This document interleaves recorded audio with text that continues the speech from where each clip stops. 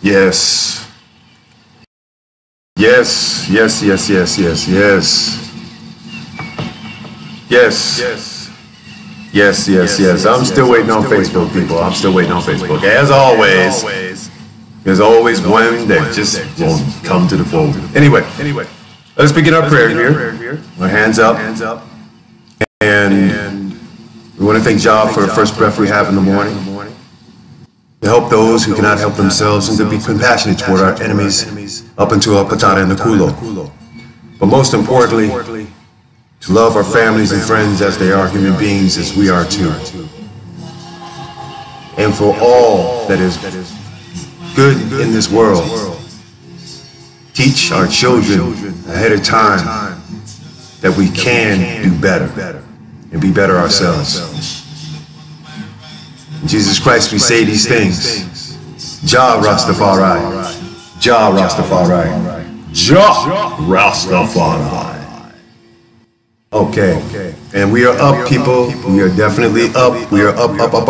I'm still waiting on Facebook here. Why is this happening? Okay. Why is this happening? Okay. Maybe I didn't pay the bill or something of that nature. I don't know. But nonetheless, people, here we are.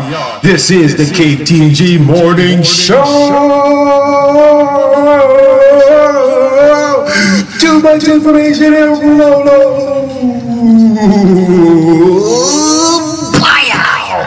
That's right. Welcome to the Ktng Morning Show. And of course, needless to say, we are with the wine and the grind and everything else in between. That mind of yours we call the space of a brain that calls us all the questionable public fame and praying and everything else that's going on. Insane. Yes, early good mornings and so forth.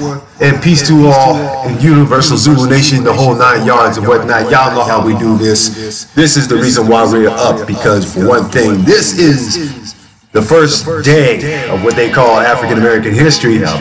And for some strange and ungodly reason, we always run back to like the past and say, you know, this is what we do and this is what we don't do. But in that sense, I gotta let you know who is here and who is definitely on your. I'm gonna get this dang thing. I was like, what's going on here, Facebook? All right, whatever, Facebook. Y'all want to do what you want to do. Okay, so if you can't see me on Facebook or anything of that nature, you can tune in to KTNG860am.org and hear it from your laptop or from your phone or from your tablet, whatever you got. But this is your host. The G to the R to the I to the T to the Z, zesty above the mountains and underneath the freeway all day. This is what I say, the freak on the peak. And if you open your mind and learn something, that's the reason why I speak. Gotta give it up to everybody this morning. This is what we do, and this is how we put on that left and that right shoe. Keep stepping, baby, always to the forward, always to the forward. And this is what we're gonna do and forward this day. And so forth, so I'm gonna put my dreads out, so forth and whatnot, so I can make this look good while I'm doing it, all right? Yeah, that's right. Yeah. Anyway, good morning, everybody. Hope you guys are getting ready to go out there and do your thing and so forth, take care of these bills and so forth. This is the month, so needless to say, everybody that got SSI, pay your rent. And if you got shorted and so forth, you better go out and hustle your money quick, or else you're gonna be sitting outside looking sick. Anyway, I want to say a happy first day of the month. All right, so we're going to get all into it and everything, but I usually like to start my day off like, you know, what the hell happened to my ass? Not much, all right? So I had a physical yesterday. It looks like the boys all pretty good and so forth, except for like, you know, his hip and everything. So they're going to go do more work on that and everything. And yeah, that's right, I'm double nickels, man. I'm getting old. But I'm still good looking though. Yes.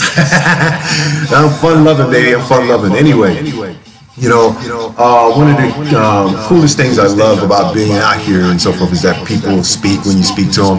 You say hello and everything, and people just walk around under some skullduggery or whatever fanatical crap that they're going through. And then I saw this bumper sticker that says "Don't listen to radio, media, or anything of that nature." Well, one, this is not liberal media. Two, this is the Ktng Morning Show. So what you get in is what I put out. So, okay. Anyway, let's get on here to our stories of the day and so forth and see if you keep up with me and everything, because I want to make sure that you understand February 1st, today in history. So let's see what kind of historical marks we left in this march to what we call the African American experience, all through African American and everything. The shortest month of the year, but we got the longest history. You know what I'm saying? Anyway, today in February 1st, let's see what we got here. Okay, that's right. The chocolate's on top of everything, including in space. Alrighty. 1960, the Greensboro sit-in, which marks this first day of African American history, as a way of passivity, as a way of passively protesting against racial inequality for African American college students began a series of sit-ins at a white-only lunch counter in Woolworth's, Greensboro, North Carolina. Now, a lot of you don't know that Woolworth used to be like this, store. And they went out of business decades ago, and so it's like it's kind of like interesting that maybe we had a hand in it or something, or either that or they just become insolvent because they couldn't sell much. But we all participated in that. So let's see, 1974, serial killer Ted Bundy strikes again, but he is arrested after killing the University of Washington student Linda Ann Healy. Okay. Let's see. 1998, the first female African-American Rear Admiral has been appointed, Lillian Elaine Fishburne. No relation to Lawrence whatsoever. Becomes the first African-American female to hold the rank of Rear Admiral in the United States Navy. So I got to give it up to her and so forth, because basically it's basically made the way in historic context for my little sister to actually go into the Navy, and she did good and everything. So it's really, really, really cool of that particular choice that she made. Me, I'm an ex-Marine, so of course I'm gonna come at you. All right, so let's start this day off with the usual suspected news and so forth, and I think this is pretty much like kind of forwarding. So don't worry, I'm gonna get into the Black History part and so forth, but I have to do this. This to me is probably like one of the funniest things I ever seen in my life. That basically says a lot for the reason why the phrase shithole does come to effect in that particular sense. So, okay. Parroting Trump, and this is from the Washington Post about an hour ago. Let's see, what do we got here? Illinois GOP official resigns after calling East St. Louis a certain vulgar name. Now, what could that be? What could that be? Okay? All right, well, check this out. The chairman of Illinois' Lottery Control Board and a member of the state's Republican Central Committee has resigned both positions after taking heavy criticism for describing East St. Louis. It was an unfortunate choice of words, and I'm sorry for my consternation. It calls. Garber told WBBM Garber is from the prosperous city of Evanston, just north of Chicago, according to CBS Chicago. He describes himself as a Trump admirer, so he admires the cheeseburger. But you guys haven't figured it out that there's a bun, okay, that surrounds the blackness of the burger. So nearly, he just basically he's running whatever. I mean, come on. Cheeseburger's been after African Americans ever since he got into the office and so forth. We already got sickle cell. Leave us alone. Damn. Okay. So in addition to being Durbin's birthplace, East St. Louis has been home to singer Tina Turner, jazz great Miles Davis, tennis champion Jimmy Connors, and Olympic gold medalist Jackie Joyner Kersee. So obviously, again, okay, when it comes to the shithole of the universe and so forth, how is it that the most famous people, athletes and all, are from the same damn place? Obviously, for it to be the shithole of the universe, we produce some iconic figures, very iconic figures in this American pantheon we call the shithole country of the world. Okay, so if anything, let's see. One of the other things and so forth that I have to touch on too and so forth is the AP Press's release of how ICE is now formalizes its plans for courthouse arrest. Now, I was checking out the news the other day and see that 30 states in this country now force people who are addicted to opiates, force them into treatment. When about almost 70% of them who are forced into that treatment are basically dying. Okay, so when you have the court system basically saying we're going to force something on you, it takes away your right and your freedom of use. Okay, now if the government is in control of trying to fix a problem that it already made, you can't put a band-aid on it. Now can you? I don't think so. So let's find out what the rest of the story is. All right. So therefore, it's in San Diego. Federal immigration authorities formalized a policy yesterday to send deportation agents to federal, state, and local courthouses to make arrests, dismissing complaints from judges and advocacy groups that instills fear among crime victims, witnesses, and family members. Now, the only time this has actually happened is when the SS and Nazis were basically chasing down Jews. Okay, chased them so far that they wound up in Palestine. Oh, there goes the West Bank. Anyway, the two-page directive from U.S. Immigration and Customs Enforcement, ICE, said it will enter courthouses only for specific targets such as convicted criminals, gang members, public safety threats, and immigrants who have been previously deported or ordered to leave. Family, friends, and witnesses won't be picked up for deportation, but ICE leaves a caveat for quote-unquote special circumstances. That just cracks me up, man. So, how do you get special circumstances? What are the special circumstances for diaspora that's going to be happening to our people that we as African Americans have already seen, have already experienced, have already, for that matter, lived and survived? Okay, how does that fit into the overall justification of it? Well, the policy signed by ICE Acting Director Thomas Holmden says immigration agents should generally avoid arrest in non-criminal areas of the court, like family court and small claims, unless its supervisor approves. So, if you got, come on, anybody goes to court, it's very seldom that you get a person of color on the bench to show some sort of sympathy. But because they are wards of the federal government, they are only, and I repeat, only allowed to do jurisdictions in that particular sense. So ICE is not so subtle. It's a not so subtle jab at sanctuary cities, in which Jeff Sessions has always enticed the federal government to squeeze funds from out of them, and just filter everybody out of it.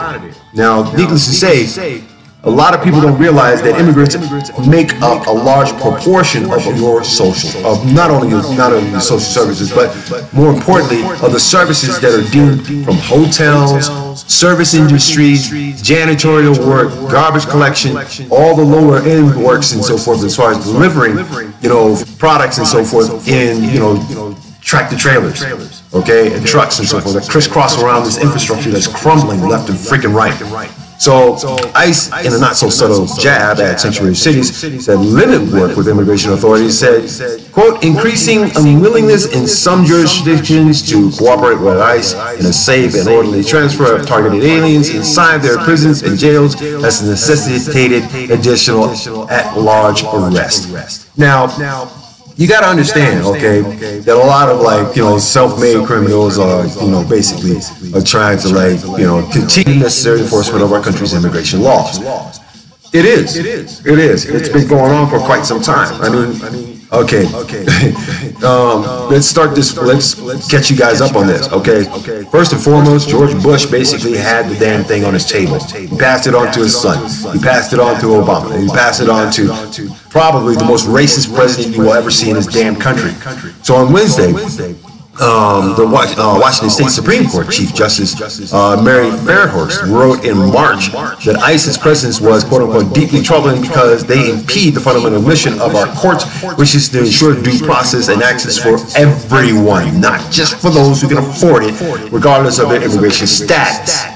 Okay, so Sarah Mitha, a human rights researcher with the ACLU, said the new policy is helpful to understand ISIS self-imposed limitations despite exceptions allowed, but says may have come too late with fear already spread.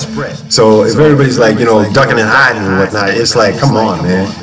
Come on, this is just straight up like, you know, neo-Nazi Germany all damn day, okay? The only thing that's missing is a SWAT sticker sitting on top of, like, you know, the Commander of Beef's forehead, you know, as a moniker of like 666, the mark of the beast, that sort of thing. All right? So, ICE reaffirmed its 2014 policy is in place to avoid deportation and arrest of what they call sensitive locations, including schools, daycares, hospitals, places of worship, funerals, weddings, rallies, and public demonstrations. Courthouses have never been part of that list. Wow. So you could be at a wedding and you get snatched up. Whoa, just before having a bastard kid. That's funny. Holman said metal detectors at courthouse entrances provide more safety to officers. Quote, we're not going to do it in the courtroom, but to me it's safer, Holman said in an interview in November. It makes sense to arrest a criminal in a criminal courthouse, but it doesn't make sense to say, arrest them in any other kind of place and so forth. I mean, good grief. I mean, how would you like it if you felt like you had the specter or the microscope on your activities on a day-to-day basis? Well, as long as you got a damn cell phone, yeah, you're being tracked. Okay? As long as you got a smart TV, you're being tracked. As long as you are basically, trying to take advantage of them and so forth, as long as you have a social security number, you're tracked. So that's why if you're ever in California, go down to Alvarado and, in 6th and so forth, and get yourself a fake ID and a fake social. It only costs $250. Okay. Anyway, we got to get a little bit of this African history out and so forth, and I'm going to name and tell you guys about the top 5 actual queens of Africa. Okay? Now, in African American history and so forth, we always look to, like, say, Martin Luther King, Malcolm X, Haile Selassie, Marcus Garvey, that sort of thing. But here, I want to give you some pointers on this thing real quick. So Amina is the first one.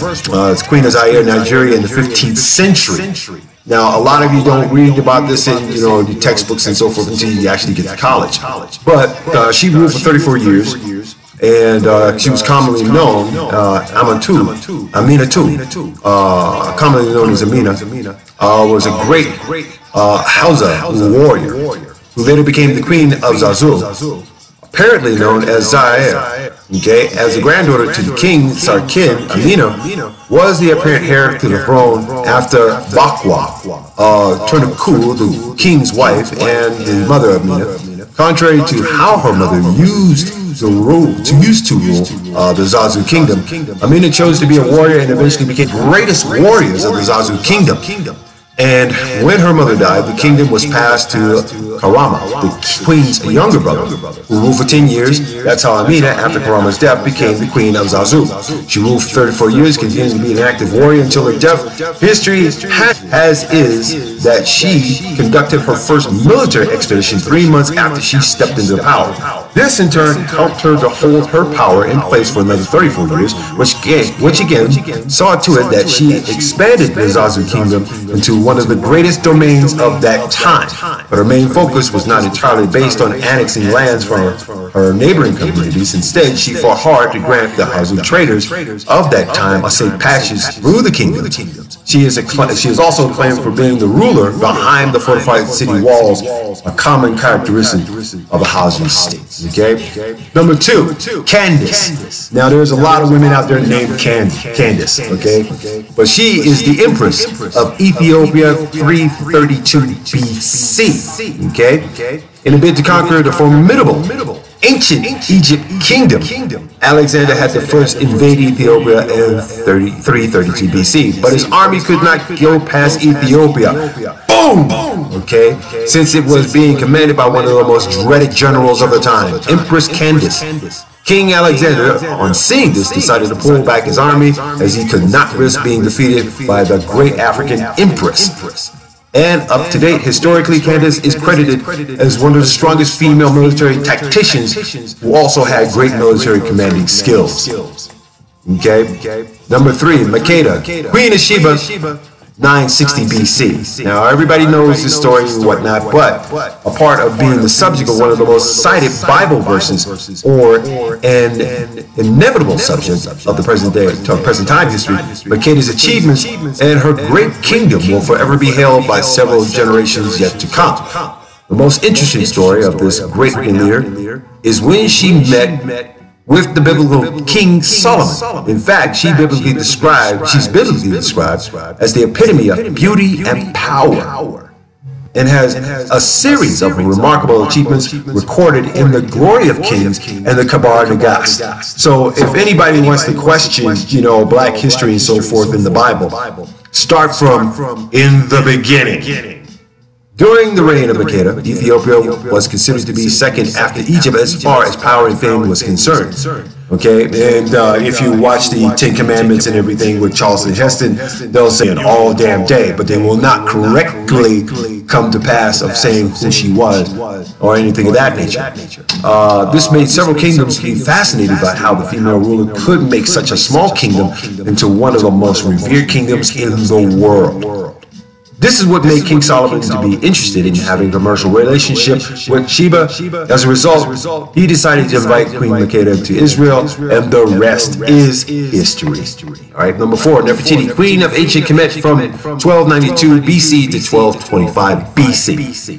Queen Nefertiti is well acknowledged as the queen who brought the war between the lower Kemet and the upper Kemet to an end when she decided to defy her indifferences by marrying Ramses II, the pharaoh of the lower Egypt, as per the time. And up to date, there are several monuments of their epic love affair in Abu Simbel. Historians also believe she was the eldest daughter of Amenhotep III, and that she played an active role in reshaping ancient Egyptian civilization. So, not all you Egyptians are like, as bureaucratically white as you think you are. Queen Nefertiti has been placed above all other Egyptian queens. As a result, her name is enclosed in the Egyptian royal cartouche. In addition, there are several statues and drawings that honor her in Egypt. There are also several folk songs and tales that talk of her and King Akhenaten, or Ramesses II, and how they faced a tough resistance from the priests of that time, but eventually won. Okay, and number 5, Yah Asawanta, Ashanti Kingdom, Ghana. Okay, but last on the list is of the 5 most powerful African queens from history is the Ghanaians. Okay, Yah Asantewaa, known as the woman who fearlessly fought against British colonists to her exile. The speech she gave to the chiefs who were about to chicken out from the war against the colonists is what inspired several men to go ahead and fight against the British for the release of their king, King Prempeh, who had been captured by the British. Queen Asantewaa, together with other warriors, managed to keep the British army at fort, but were eventually captured in exile.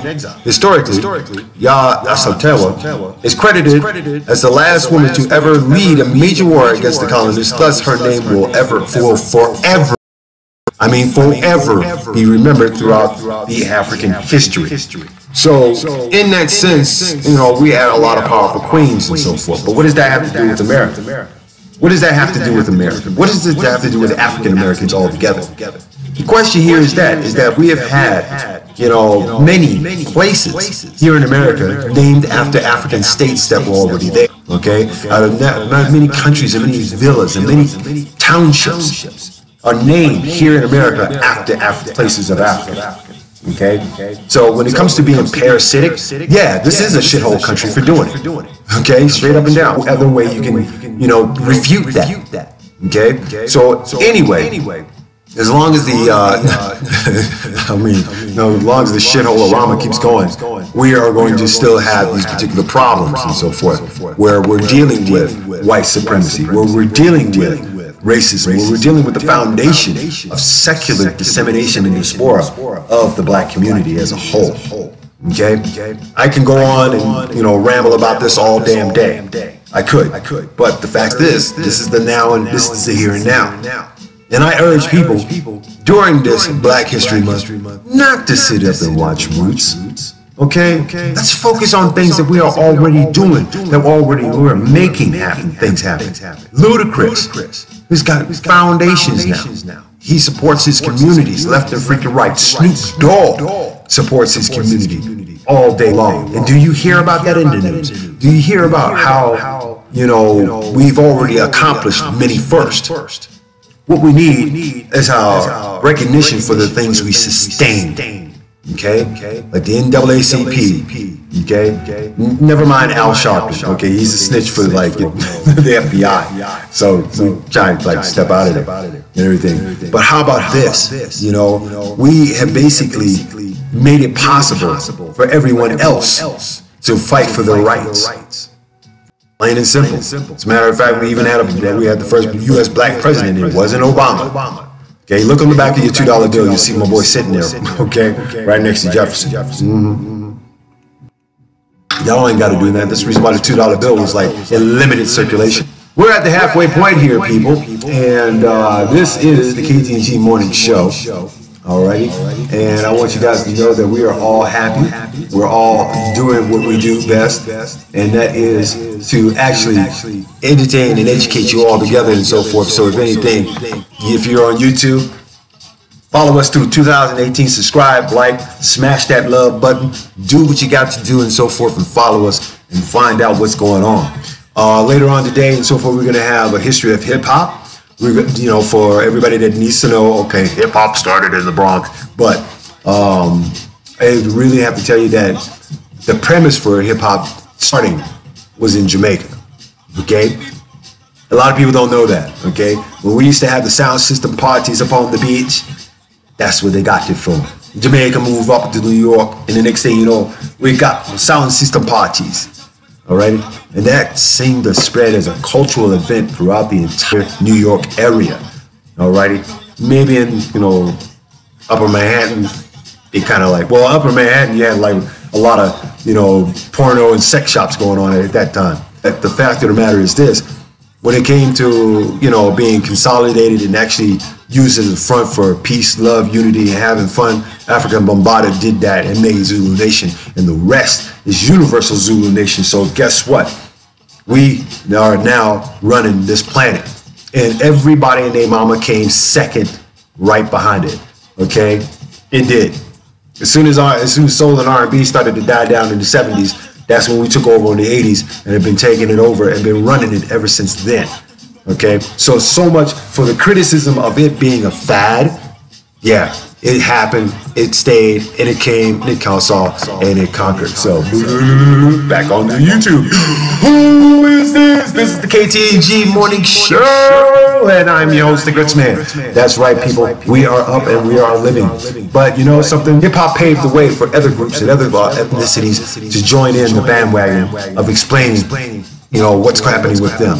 So you have hip-hop all around the world, from France, Liberia, Uganda, okay, Belgium, Sweden, the UK, okay, that sort of thing. As a matter of fact, if you guys pay attention to the 6 o'clock hour here, the dinner concert series is going to have Fela Kuti, John Alice Coltrane, and of course Public Enemy to round things up. So 6 o'clock this evening, please make sure you get your dinner digestion on, because we're going to cause a rumble in the tummy.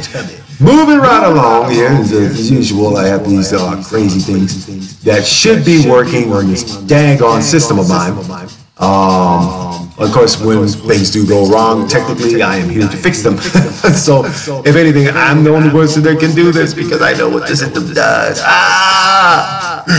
Straight up. Get back into our sucker punch here. CJ Sucker Punch says, boom, bam, bam, bam, bam, bam, sucker punch. Okay. No, seriously, that's what it says here. Sucker punch. So that's what I do. See? and give you a sucker punch. Okay. If you're, doing that sort of thing. So that's pretty much what I like to do. Give people a little sucker punch here and there. Cool thing here. Cool thing, and I got to make sure you guys understand this. That we got to talk about what. Oh, come on here. What the hell? Dude, this is so rude. This is so rude. Okay? Why do I have technical problems right at the beginning of the damn show? This is so messed up.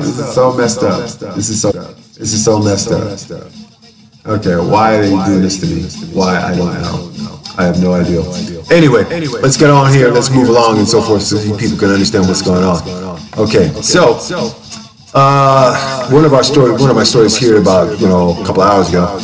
African leaders nearly demand public apology from Cheeseburger. Okay, this is the most unapologetic bastard you will ever see in history. Okay, and there's a reason for that. Okay, hey, Luke Cage, good morning. Thanks for joining the show and so forth. I see you, homeboy. And basically, since the remark has been going out, and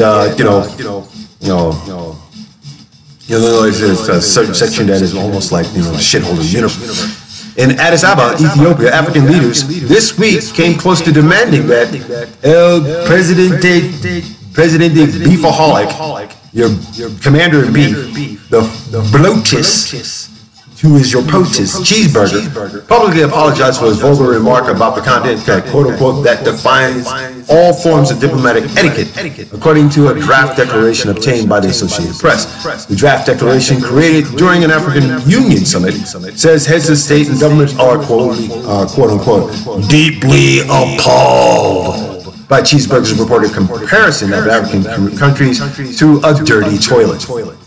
I mean, after being colonized and so forth, it's been a dirty toilet since then. So go figure that out, Afrikaner. All right. It warns that the strategic partnership between Africa and the United States is at risk because, quote unquote, it says here, and I'm reading this right here, that Trump's racist and xenophobic behavior. Xenophobic. Yeah. Because that's the reason why he's always, going after people of color, all right? When the biggest damn criminals on the freaking planet are people who are corporate and basically white corporate, okay? White corporate. Because there's so much skullduggery, there's so much backbiting, there's so much backstabbing, there's so much bullshit that comes out of these corporations as far as like, we're going to get the best of the best, but we got to weed out everybody else, ruin their lives and put them in the subject of mediocrity. Okay? Leaders appear to have changed their mind on the draft declaration because of the Cheeseburger letter to them, pledging, quote unquote, his deep respect and saying the Secretary of State Rex Tillerson would make an, quote unquote, extended visit to the continent in March. Okay, hold up. First and foremost, if he gets there to Africa, it's going to be like one of those damn raids where Africans in their country are very together, as opposed to African Americans here who have been, subject to separation, who have been subject to, slavery. Just bottom line is that. Okay, separation, diaspora, and all the other kind of ills that makes, victimization a thing of the past. Reparations never happened, but everybody else got paid. As a matter of fact, we're still paying Israel. I mean, come on. Why would we sit up and be subject to taxes and so forth that really don't mean shit? Okay? If we're paying everybody else and so forth, how come we're still not getting paid? Oh, because we're now Americans. Okay? We're not hyphenated Americans, we're just Americans. So now we just got to get that mantle and all of a sudden, here comes Cheeseburger to basically break all that crap down. So, what is the difference? What is the catalyst of the civil rights now and then? Okay, so therefore, let's see what we got here as a truth about the conditions of today. Though times have changed, the conditions facing Black Americans today are just as daunting as the firehouses and billy clubs and dogs 4 decades ago. You only have to compare the lives of black and white children. The average black child is, quote unquote, 1.5 times more likely to grow up in a family whose head did not finish high school. Twice as likely to be born to a teenage mother, and 2.5 times more likely to have a low birth weight.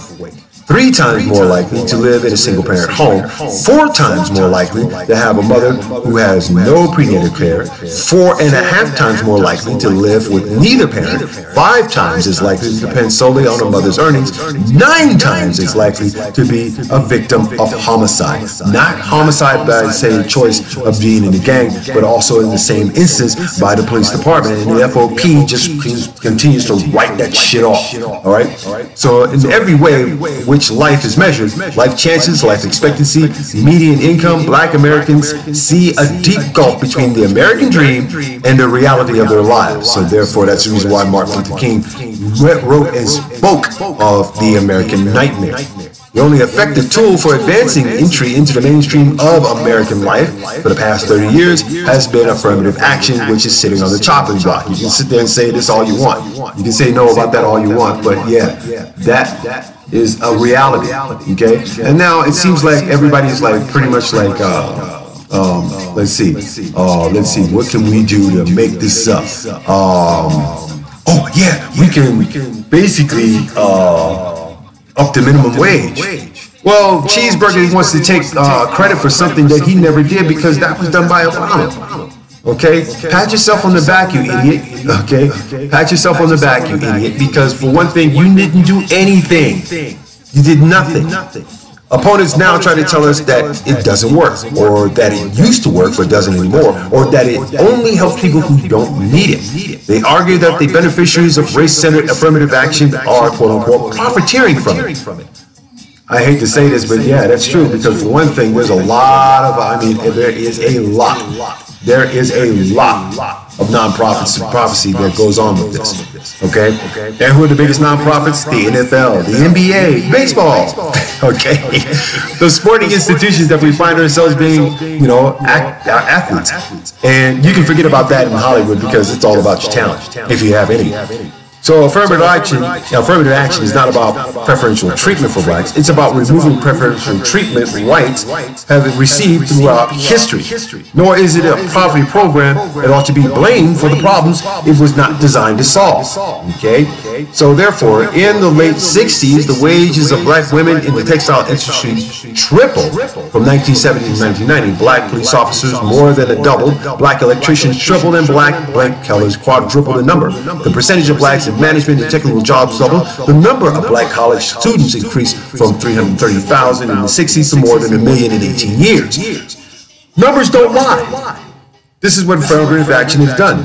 So, Martin Luther King did not march from Selma to Montgomery by himself, nor did he speak into a void at the march on Washington. Thousands marched with him, and thousands more did the dirty work that preceded that triumphant march. So it just wasn't only black, but there were white sympathizers out there as well.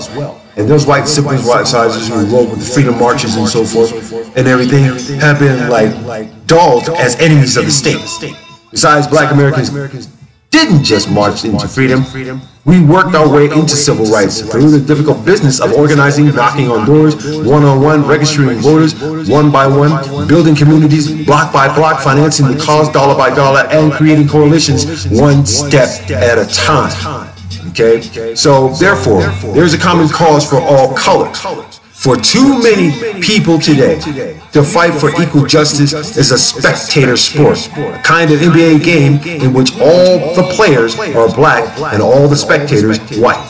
But in this true-to-life sport, the fate of the fans is closely intertwined with that of the players, and points scored on the floor are points for all. Because young black people faced arrest in southern lunch counters 30 years ago, the law their bodies wrote now protects older Americans from age discrimination, Jews, Muslims, and Christians from religious discrimination, and the disabled from exclusion because of their condition. But it took one woman's courage to start the movement in Montgomery and the bravery of 4 young men in Greensboro to set the South on fire. Surely there are men and women, young and old, who can do the same today. African Americans are no longer the nation's largest minority, but by the year 2050, Hispanics, Asians, and Native Americans together with African Americans will make up the 50% of the population, where there are others who share our condition. Even if they don't share our history, we should make common cause with them. Real simple, people. Real simple. By 2050, we will have half this damn country. And everything that your Lord Cheeseburger is out to do at this particular point, he's doing his damnedest to stop it from actually happening. Okay? Public Enemy said it first, fear of a black planet, and it's coming. It's coming. But then, let's think about this in a political, socio-political sense. Like people start to sympathize and start joining the masses.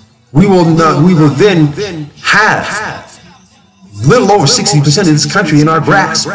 And that will change the voting. It will change the power structure. We will basically go after corporate America, the Koch brothers and so forth, and annihilate them. That's exactly what's going to happen. And up until that point, they're doing their damnedest to make sure that we stay separated and segregated amongst our feelings and about the true nature of democracy in this country. And if we don't do so, you know what's going to freaking happen? Death camps, baby. Death camps, and that's coming. So if anything, let me ask you guys a couple of questions here. During the first of the African American History Month, what are you going to do? Are you going to organize your people? Okay? Are we going to organize? Are we going to come together? Are we going to learn from each other? Are we going to, find ways of fighting a power structure that deems us as nothing more than cattle to be slaughtered? I ask you, can you put aside all of your hatred? Can you put aside all of your inner hatred to work with each other? No, because even in the black community, we still have racism amongst each other. And that is how the system is basically built us to deal with it. So let me ask you this, all right? If the shoe was on the other foot, how would you proceed? I mean, if white slavery basically came up and had civil rights and da-da-da-da-da, I mean, I'm not talking about, that movie that Harry Belafonte and John Travolta was in. You know, that one? Oh, y'all forgot. Okay. White Man's Burger? That sort of thing? If that was the other way around, how would you guys react? How would you guys act? Okay? Will we still be, acting as subjugated individuals with power? Or, therefore, we can, provide some idiotic thing that basically says, we can treat them worse than they treated us? What would happen if Africa was like was the one country on this planet, one continent on this planet that booted out every colonist, that stopped slavery in its tracks, and expanded into Lower Russia, expanded into the UK, and it had power enough to expand across the globe. Well, needless to say, we are across the globe. We're in we're damn near on every portion of this planet. From Bora Bora to the Philippines, to Japan, China, our influences have made this world what it is now. And therefore, we are now teaching those who are powerless to use their voices. And the one way that actually happened, or for that matter, the one way that empowered people to use their voices was through hip-hop. And that cannot be stopped. Think about it. On this station, I play music from around the world. Okay? It is in different languages, different beats, but they all have pretty much near the same message of the disposability of their communities, the shame that the government has placed upon itself, and it stands in ridicule. I would say it's elaborate. I'm going to elaborate on this as well, but is also, you know, how governments have basically tried to take the voices from the people and do Marie Antoinette, you know, let them eat cake. It's kind of sad. Really kind of sad. But let's start with, like, you know, the heroism that it took all of us to actually get a hold of the information that we now know as African history. All right, African history is world history. It's in your Bible.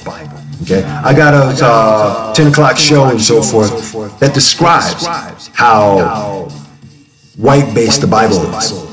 Okay, and how it was changed. You'll like this one. Anyway, we're gonna end this on a good note.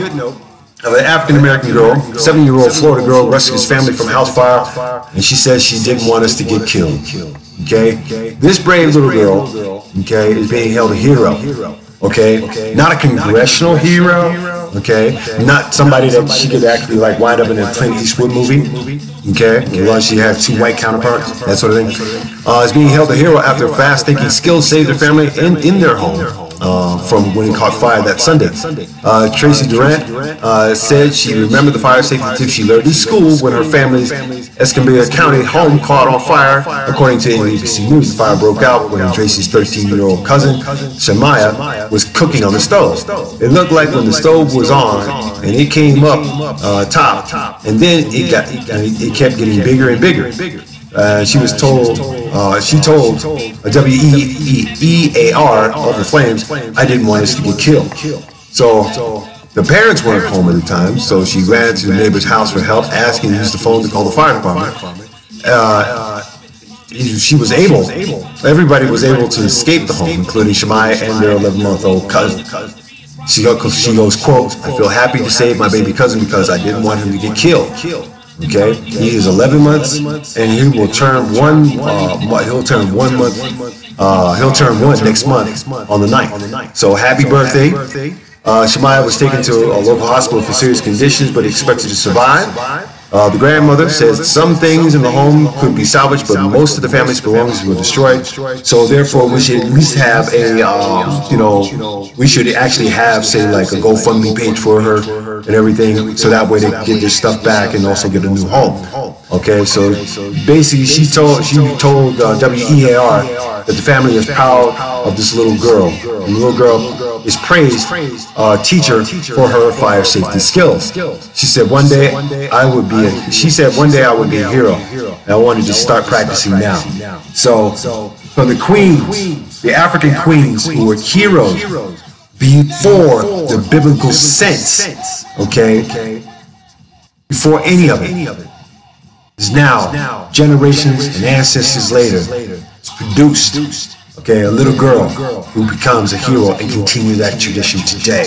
So here is to the black female, the righteous one, not the evil bitches, not all of those who are following around behind a damn stripper, not all of those who are basically sitting up there being facetiously, materialistic. Realize your worth and act like you got some worth, because there are brothers like myself who will dust you, leave you, and basically look someplace else. And if we wind up going in another persuasion, remember, evil bitch, it was your damn fault, and you know it. Okay. So if anything, I do have one thing here that is basically unrelated to our stories and so forth, but this is going out to Rebecca Amenderis. Prayers do work.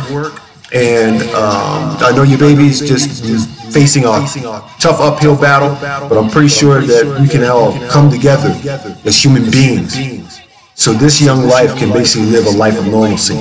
So to Rebecca Amenderis, many prayers and solstice goes out to you for your baby and everything. And we shouldn't condemn the babies, okay?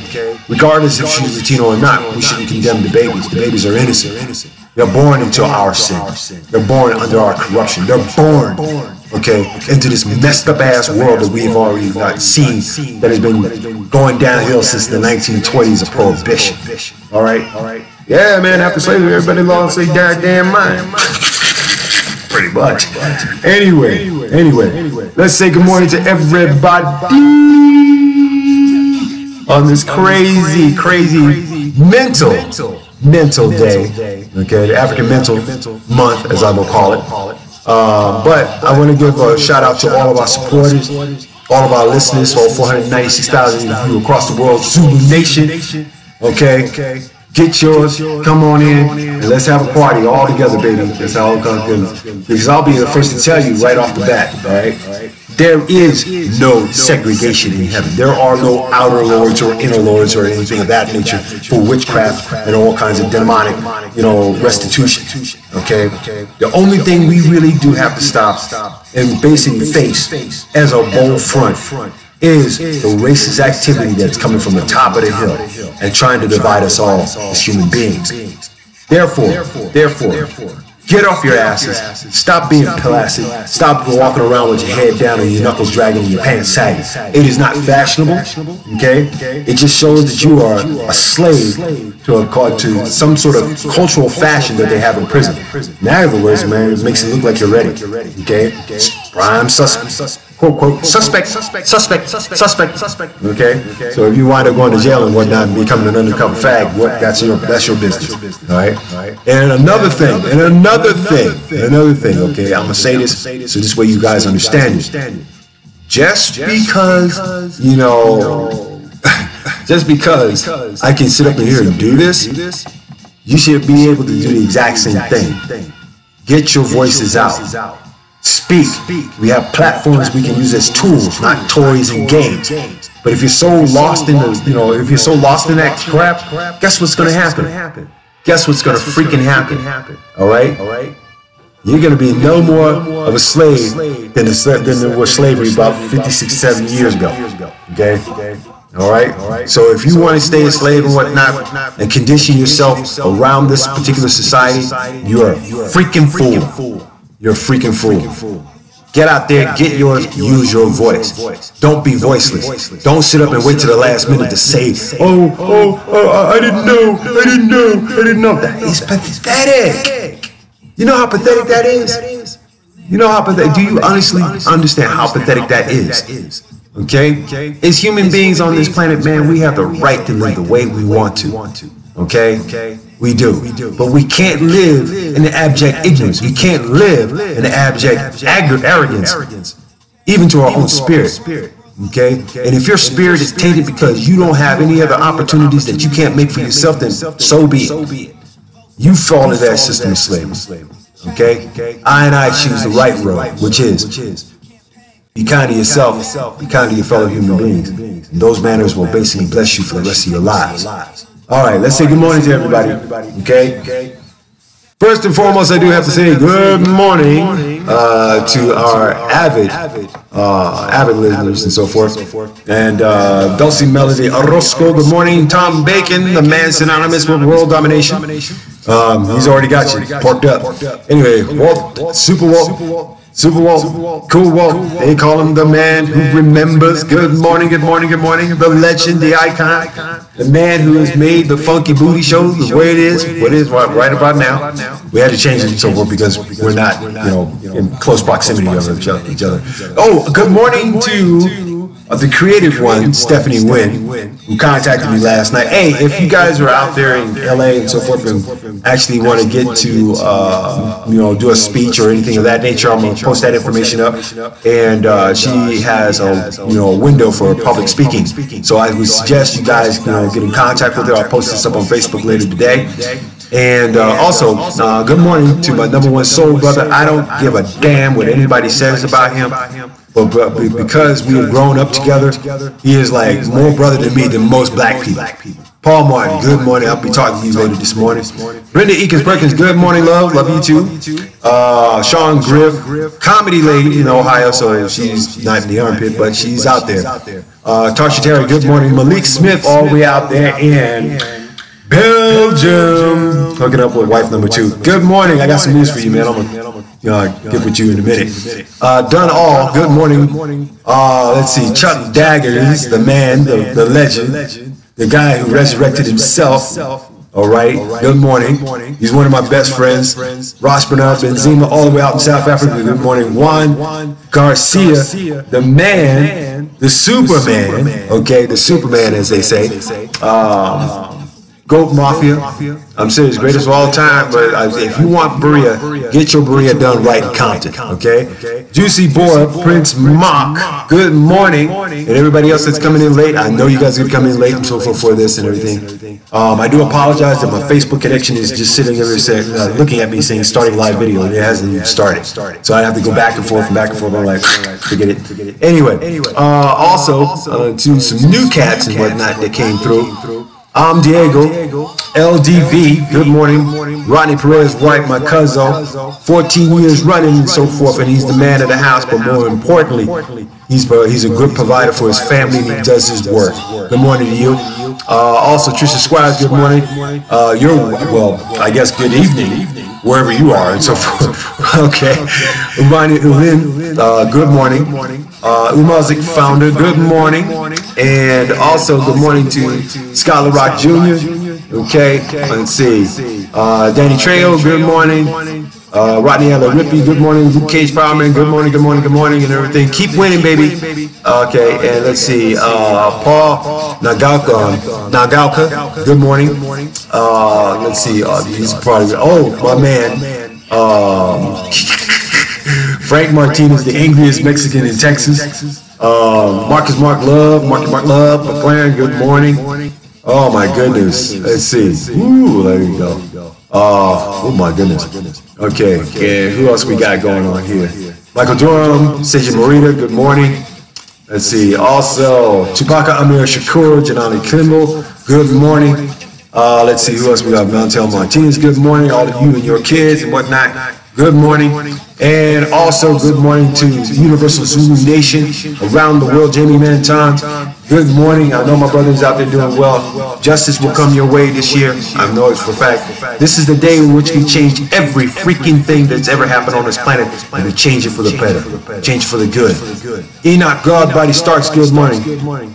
Also, also one other good thing and so forth I do want to say is that we do have the possibilities and the propensity to be better human beings. And we got to learn to treat each other a lot better than what we're doing now. Because if we don't, the fear of our generations of coming up and so forth will require self-annihilation. Okay? Good morning to my people out in Iran. Good morning to my people in Afghanistan. Good morning to my people in Iraq. Good morning to my Arabs. Good morning to, Assalamu alaikum to all of my Arabs and so forth, all of my Muslims. Good morning to all of my people out in Guam, the Philippines, Japan. Domo. Good morning to the people out in China. Good morning to the people in Mongolia. Good morning to the people in India. Good morning to the people in Pakistan. Good morning to the whole world, as we call it. But most importantly, good morning to yourself, because this is what we do here at the KTG Morning Show. We make sure you have a good morning, good day, or good evening. Keep in mind, people, that we do have this is, African American History Month, so a lot of talks that are going to be here on the station and so forth are reflective of that. So therefore, we can post up that shithole country for what it is. A place of inequality, but also at the same time, when you flip that coin, it's also a place of opportunity. All right, people, I got to get out of here. I got a lot of things to do. I got some running around, and I got some, shaking and baking. So if anything, peace and chicken grease, Facebook, we are out of here.